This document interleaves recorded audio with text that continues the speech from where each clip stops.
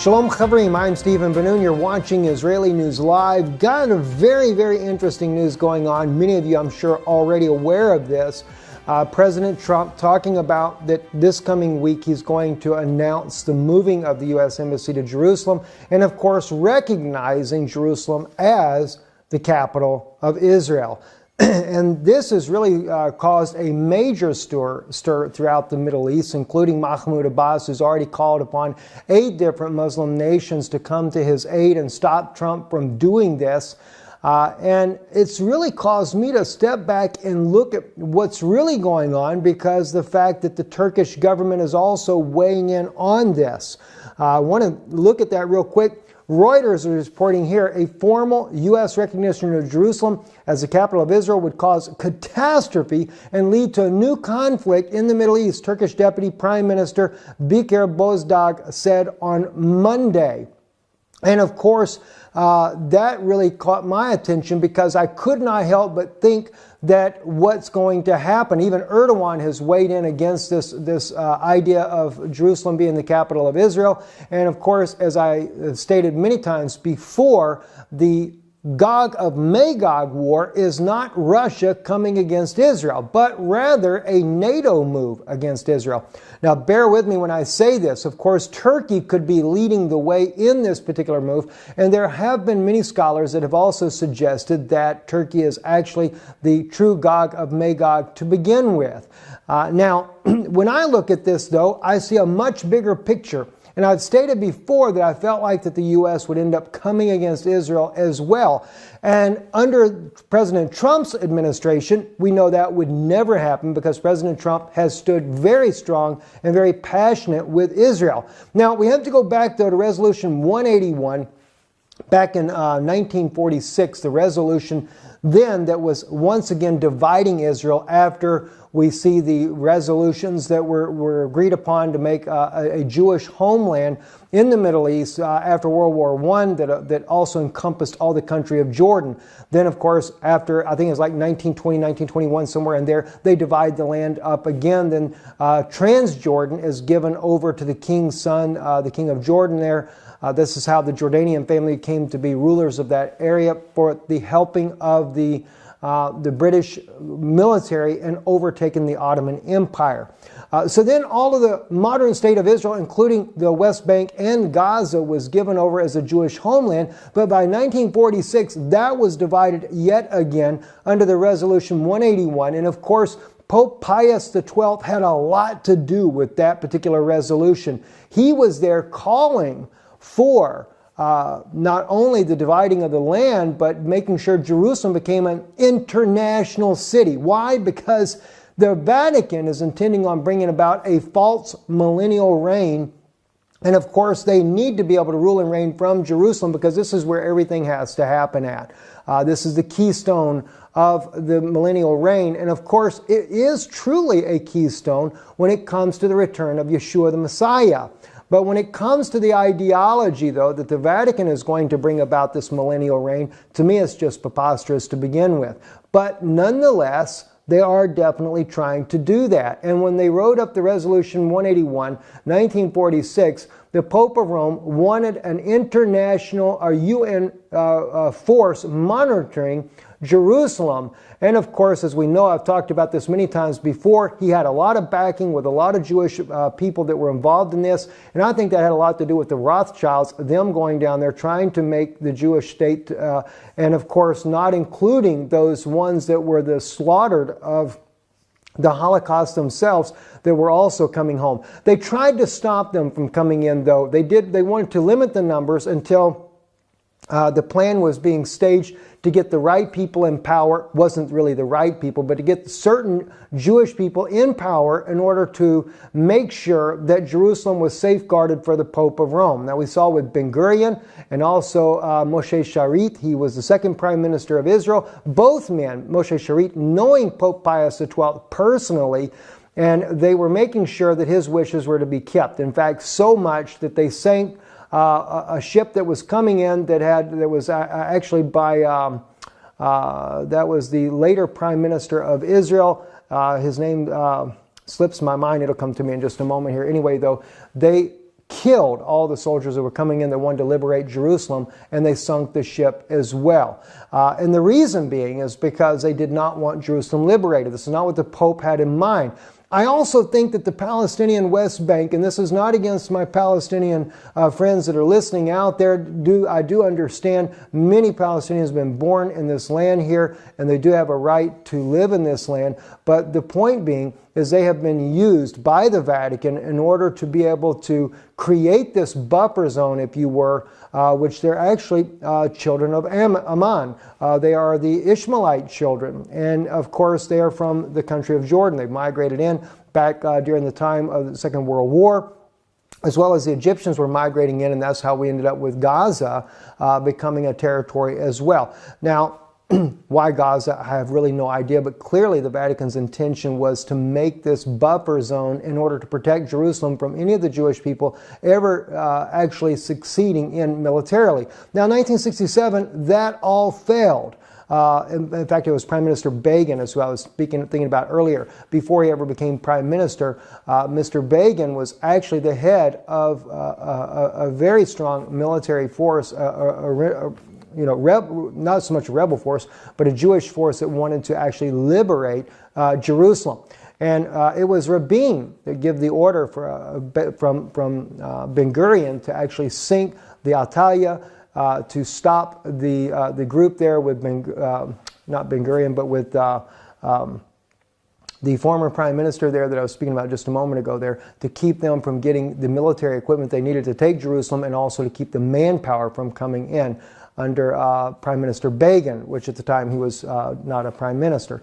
But anyway, this is what happened, and this is how the course of history has all been changed. But since the Jews made it into Jerusalem, this has been a thorn in the side of Rome ever since then. And this is why we've had all the intifadas that we've had. It is clearly the biblical prophecy of Daniel, when Daniel writes about that they come up strong with a small people. That was clearly Esau's descendants, that is the children from Rome, who came up strong with the Palestinians in order to try to take over the state of Israel. Now, I think, again, it should be one state. They live side by side in harmony, because clearly you're not going to fulfill prophecy if Israel does not return to the mountains of Israel, where God said that he would bring back all 12 tribes. Not just the house of Judah, but all 12 tribes are to return to this land, and they're to live on the highest mountains in Israel. So therefore, we have some issues still yet. That's one reason why we can't just give up the settlements.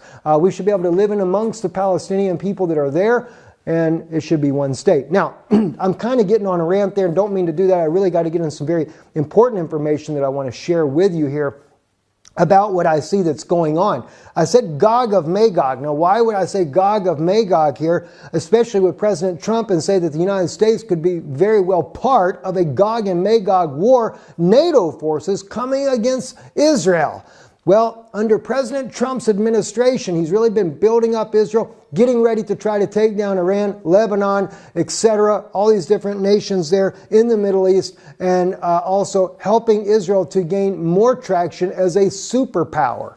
And when I say this, now the sails have been, the wind's been let out of the sails, so to speak, because the witch hunt against President Trump has certainly taken on a whole new meaning. And I know there's a lot of people that do not like President Trump. They may disagree with him. You know, I've always appreciated his stand with Israel, but as you know, I'm ranking on Judea. Some issues, you know, I have concern about, no doubt about it. But the thing is no one's perfect. But, you know, there's some things that have been, well, I don't know. I won't even go in there at that point here. The point is I see that they're trying to bring this man down, and they're trying to bring him down for one reason. There is a global agenda. There is an elite. There is a shadow government that has one agenda, and President Trump was going down a road with another agenda there. Now, it can really get turned into a quagmire of a mess trying to figure this all out. But let me just share with you here this particular article here that I pulled up today. This is on NBC News. Feinstein Senate Russia probe building obstruction case against President Trump. Now this is, of course, Dianne Feinstein. There's a couple of things I want you to listen to here real quick here, because I think it's very important that we actually hear these comments here, so you can see where I'm going at this in just a moment here. Listen into this here with Dianne Feinstein. And the Judiciary Committee has an investigation going as well. and it involves obstruction of justice. And I think what we're beginning to see is the putting together of a case of obstruction of justice. I think we see this in the indictments, the 4 indictments and pleas that have just taken place, and some of the comments that are being made. Now, I see it in what she's speaking about right here is, of course, none other than General Flynn, Michael Flynn there, and his cooperation with this investigation in order to get immunity for him and his son.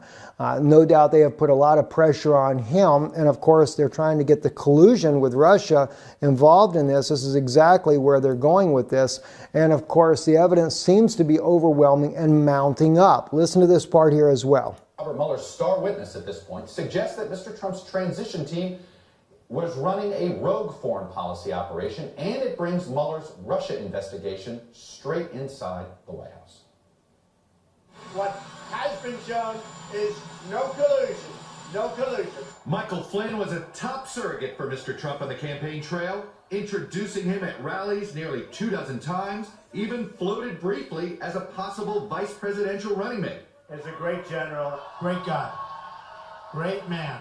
How good is General Flynn? Is he good? As National Security Advisor, one of the president's key confidants. General Flynn is a wonderful man. Flynn's guilty plea was part of a deal to avoid more severe charges for himself and his son, signaling that he has valuable information about the president's inner circle and even Mr. Trump's family members that he is willing to share. He is pleading to... Now, what they're actually going to on this here is Jared Kushner as well.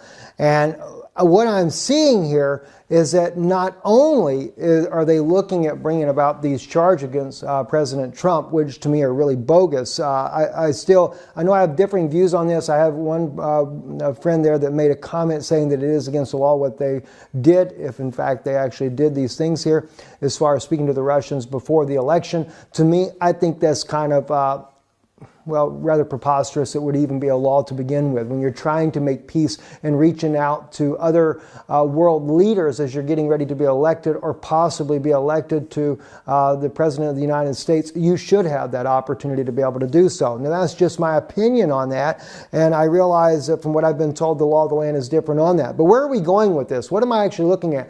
Also, Mike Pence may also get caught up in this horrific obstruction of justice if it were. Now, again, I don't think it's obstruction of justice, but nonetheless, if this is what happens, then they may bring down both Donald Trump and Vice President Pence and Jared Kushner. All these men may be brought down, may even come down to a complete impeachment, but I believe that there is a reason behind it. And of course, here's the smoking gun. No, not Jared Kushner, but Jared Kushner, let me just bring this out real quick before I go to the smoking gun, failed to disclose he had led a foundation of funding illegal Israeli settlements before a UN vote. Now, let me tell you why this witch hunt is really going on. They call it illegal Israeli settlements.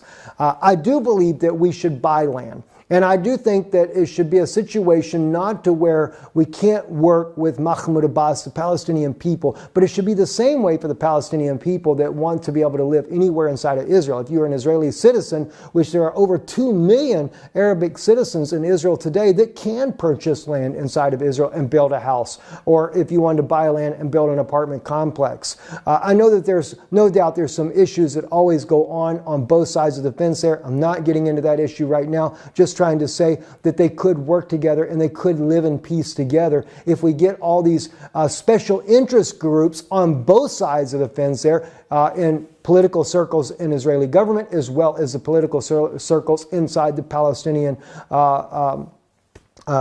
Well, it's not really a government, but the Palestinian administration. We see both sides are definitely influenced by outside sources. Now, I say this because where are we going with this here? The smoking gun. If President Trump and Vice President Pence are ousted and found guilty on obstruction of justice and are impeached from the office, what would they do next? Now, there's all kinds of legal scenarios that would say that, maybe, I don't know, the Speaker Speaker of the House. I don't really know the actual order of who would come in to be president next. But in my opinion, as I look at what's happening on the political landscape, I believe it's going to be, well, guess what? I think it's going to be this guy right here. That's right, former President Obama. Why? Because this all took place prior to President Obama leaving office. So therefore, if these obstruction of justice, if there was actually indeed considered to be collusion, or they, for some reason, they find it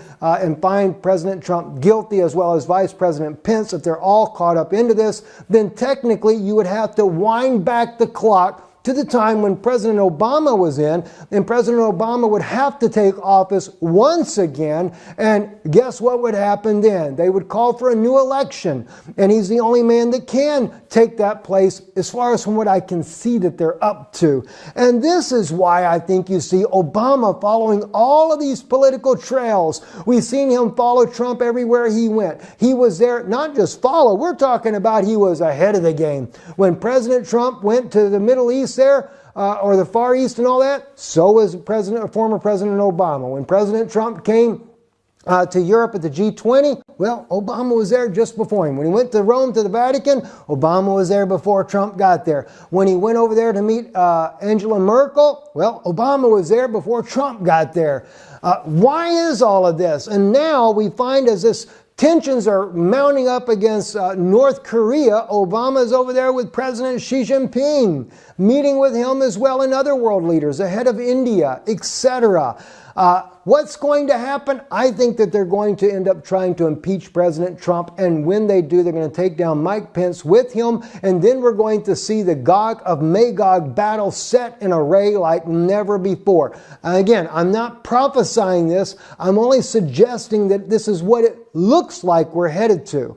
All right, so if it doesn't happen, it's not a prophecy. I don't know that that's the case, but it just seems strange to me that this is the scenario that's being set up. And I could see where if it did go that route, that indeed Obama would go into to become president again until they have another election, which would take another year or 2 years to actually work that mess out. Not to mention a possible civil war in the country as a result of this type of actions. And if that all takes place, Obama gets back into office, Israel begins to maybe try to push ahead with the agenda regardless. Well, guess what? You would definitely see a NATO force. Remember, when we look at Gog of Magog, it's all sorts of types of uniforms come rushing down there.